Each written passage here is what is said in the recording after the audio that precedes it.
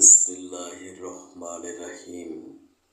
Honourable ইসলাম প্রিয় তৌহিদি ভাই ও বোনেরা, আসসালামু আলাইকুম। বিশ্বের যে প্রান্ত থেকে আমার আজকের বাংলা কোরআন পাঠ অনুষ্ঠানটি দেখছেন, digital biochemic heart cancer and diabetics research হসপিটালের পক্ষ থেকে ডক্টরস টক টিভি 100K চ্যানেলের সকল দর্শক শ্রোতাদেরকে জানাচ্ছি আন্তরিক অভিনন্দন। আজ আমি পাঠ করব সূরা আল মুমিন, আয়াত 81 থেকে 85 পর্যন্ত। আয়াত 81।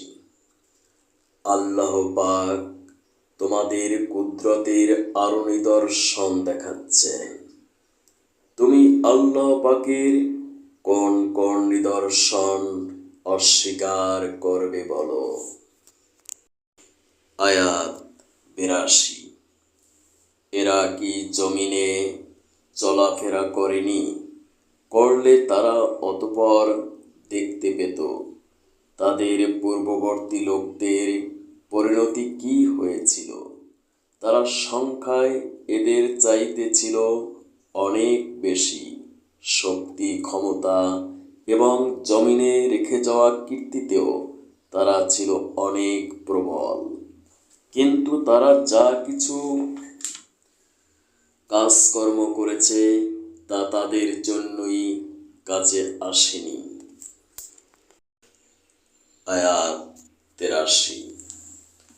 যখন তাদের নবীরা তাদের কাছে সুস্পষ্ট প্রমাণপত্র নিয়ে হাজির হলো, তখন তাদের কাছে জ্ঞানের যা কিছু ছিল তা নিয়ে তারা গর্ব করল এবং দেখতে দেখতে সে শাস্তি তাদের এসে ঘিরে ফেলল, যা নিয়ে তারা ঠাট্টা বিদ্রূপ করত।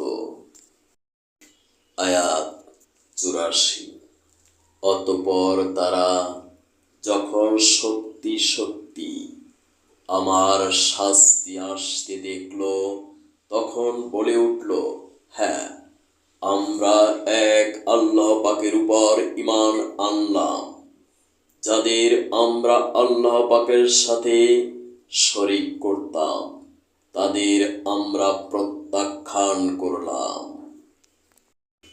আয়াত 85।